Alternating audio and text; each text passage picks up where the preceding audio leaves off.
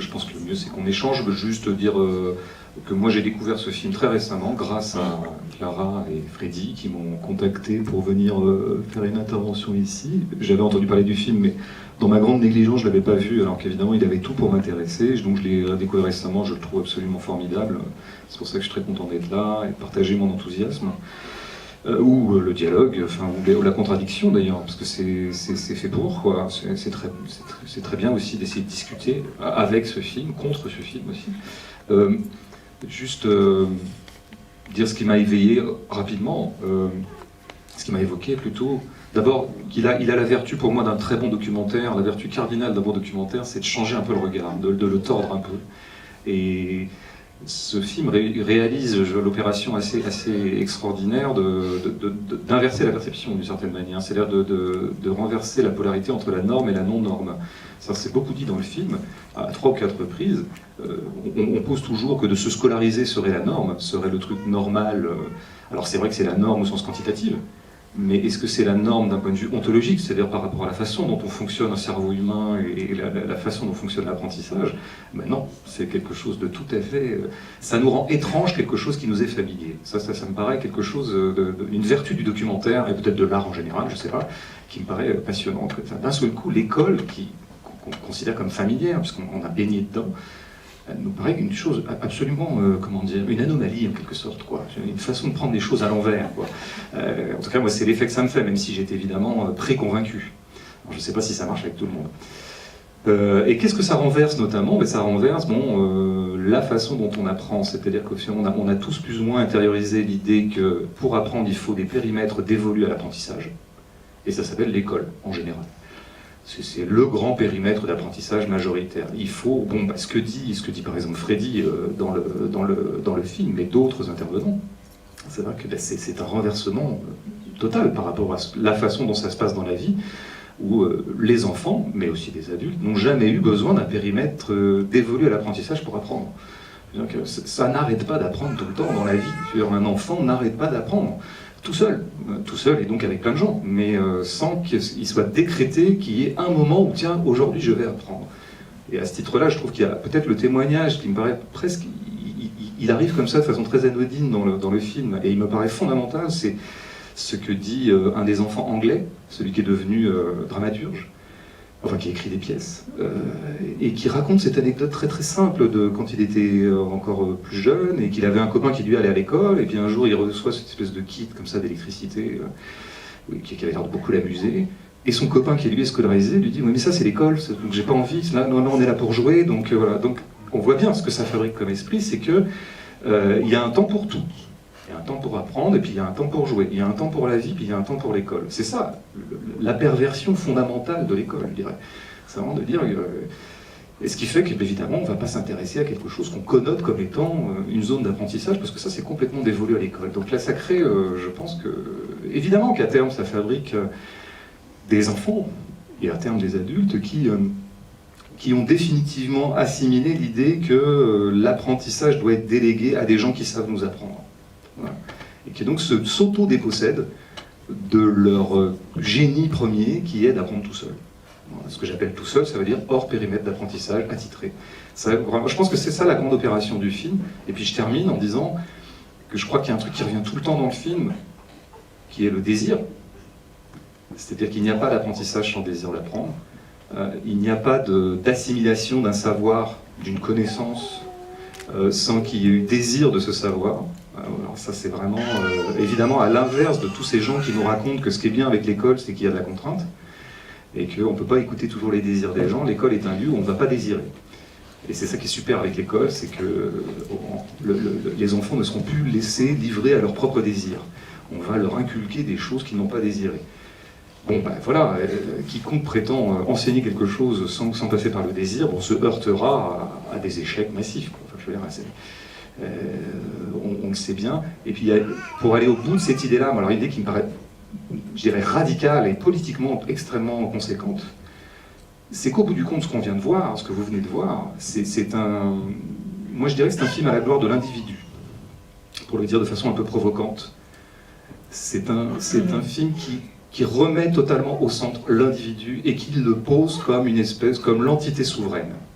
C'est-à-dire que tout doit passer par l'individu. C'est l'individu qui lui-même se donne ses propres objets de savoir, se donne ses propres objets de curiosité, en fonction de ses désirs, en fonction de ses affects, en fonction de sa dynamique interne. C'est par rapport à tous ces discours qu'on entend toujours et qui, pour une part, ont une part de vrai, je veux dire, qui désignent des choses extrêmement redoutables contre l'individualisme. Moi, je dirais que ce film est individuocentrique, sachant qu'évidemment, bien sûr, l'individu n'aura de cesse que de s'ouvrir aux autres. Donc, mais en revanche, c'est vraiment le constituer comme le désir de l'individu est souverain. Et ça, c'est vraiment quelque chose qui est dit.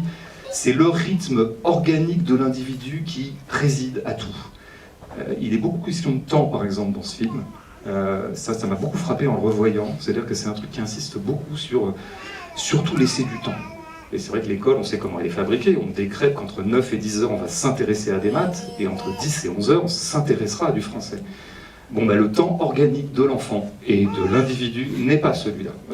C'est pas vrai. C'est pas comme ça que ça se passe. C'est-à-dire qu'à un moment, si quelque chose m'intéresse, je vais y passer 6 heures. Et puis si ça ne m'intéresse pas, j'y passerai 0 heure. Enfin, donc là, vraiment, je pense que faut quand même peser les conséquences parce que philosophiques de ce film sur vraiment la façon dont il redécrète la souveraineté absolue de l'individu et par ailleurs de l'enfant. Bon, il y a ces très belles... Moi, c'est la phrase que je préfère dans le film, c'est « les enfants sont des géants ». Je trouve ça exceptionnel, c'est une phrase magnifique, quoi. Les enfants sont des géants. Enfin, alors après, évidemment, tout de suite, on entend le refrain un peu réactionnaire qui est « ah oui, c'est l'enfant roi ». Bah oui, d'accord, moi je suis d'accord. L'enfant est un roi, l'enfant est un géant, l'enfant est un souverain. Et c'est ça qui est magnifique. C'est vrai que et j'ai l'impression que tous ces parents qui ont fait ce beau geste de déscolariser leurs enfants ont une confiance énorme dans le génie de leurs enfants. Et bon, c'est la clé, quoi. Si vous partez du principe qu'un enfant n'est pas génial, mais pas au sens où il deviendrait excellent, il deviendrait un virtuose en musique, au sens où on parle parfois du génie de la langue ou du génie d'un pays, c'est-à-dire sa quintessence profonde, c'est ça le génie à la base. C'est la phrase d'Einstein qui est citée, là. Évidemment, tout le monde a du génie, mais ne demandez pas à un poisson de monter un arbre. Enfin, le génie, c'est aussi une espèce de puissance propre, limitée, nous sommes tous limités, mais quand même, chacun a du génie, chacun a son génie. Et j'ai l'impression que le film était à la gloire de ça, quoi. Il nous rappelle simplement un truc très simple, c'est que les enfants ont du talent, les vivants ont du talent, la vie a du talent, quoi. Quand il parle de confiance, tout c'est ça, c'est confiance dans la vie, quoi. Et d'ailleurs, ce qui s'est passé depuis 50 ans, je dirais, voilà, c'est bon, c'est acté, c'est-à-dire que, de fait, il y a un certain nombre de pédagogues, de gens qui comme ça, qui ont eu une réflexion sur l'école assez critique, et en même temps très productive et très affirmative de tout un tas de choses, ont essayé de faire pénétrer dans l'école quelque chose de cet ordre-là. Ils ont essayé, pour résumer un peu schématiquement, mais pour garder sur mes obsessions, ils ont essayé de refaire entrer la vie dans l'école. Voilà, je pense qu'on pourrait le dire de mille manières, mais moi c'est comme ça que je le dis. Échec. Fondamentalement échec. On pourrait dire peut-être l'école c'est un peu adouci, etc., un peu à la marge, gros, c'est infinitésimal. Bon, elle a quand même un visage un tout petit peu moins austère qu'elle ne l'a été, enfin, structurellement ça reste quand même un petit peu très très violent, quoi. Je crois pas, en fait l'école ne peut pas fondamentalement faire rentrer la vie, ou elle ne peut pas remettre de l'autonomie dans la mesure où elle a été, elle postule à la base que de toute façon l'autonomie ne mène à rien.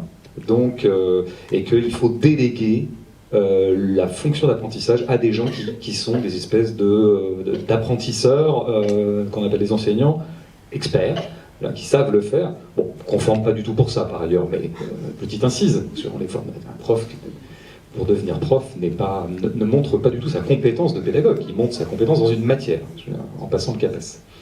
Mais passons. Donc on voit bien de toute façon que, je pense que fondamentalement, et ça les textes fondateurs de l'école le montrent, je dirais ils sont disponibles pour tout le monde, l'école n'a jamais été pensée par ses initiateurs comme un lieu où on apprenne. Je veux dire, il faut quand même bien avoir conscience de ça. C'était pas du tout ça qui motivait la classe dominante à allouer un certain nombre de finances annuelles à cette chose qui s'appelle l'école. Il s'agissait de former des futurs travailleurs. Et peut-être même spécifiquement des futurs soldats. Nous étions dans les années 1870, 80, 90, une guerre allait nous tomber dessus avec les Allemands. Très important ça. Là, je dirais la matrice belliciste de l'école, la matrice nationaliste de l'école.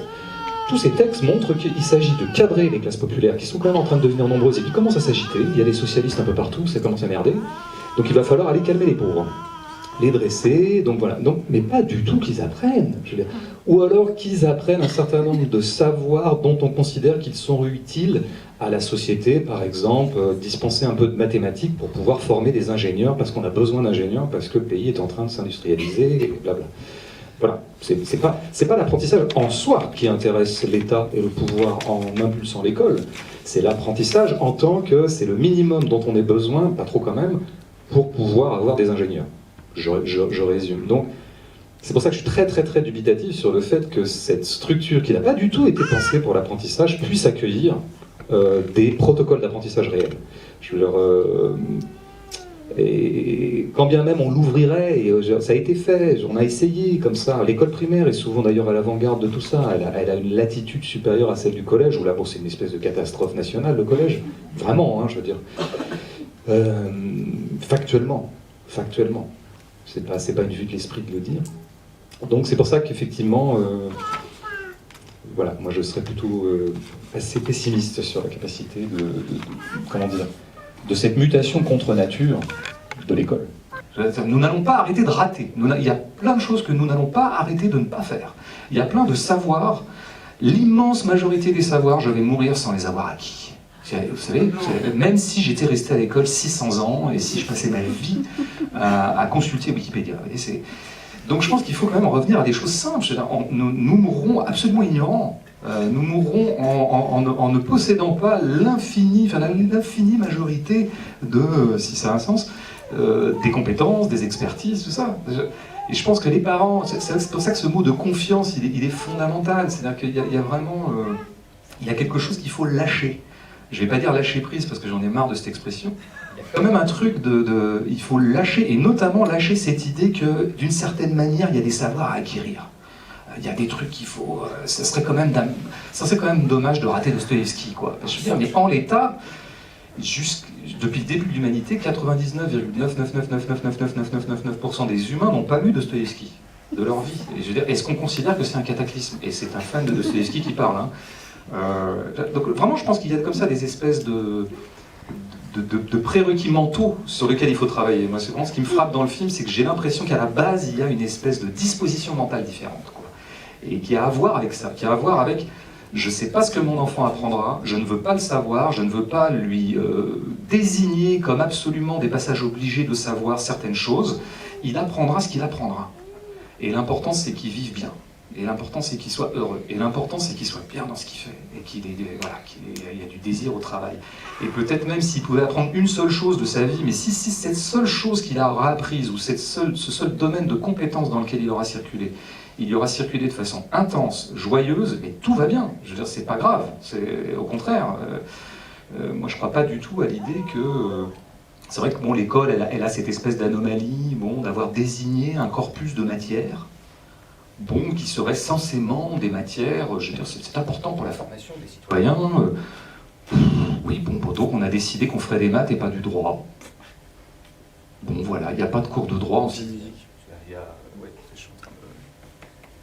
On me censure, parce que je dis des choses qui sont extrêmement gênantes. Bon, voilà, mais ça, je suis habitué, c'est mon sacerdoce. On est 2 contre 7 milliards avec Freddy. Voilà. Et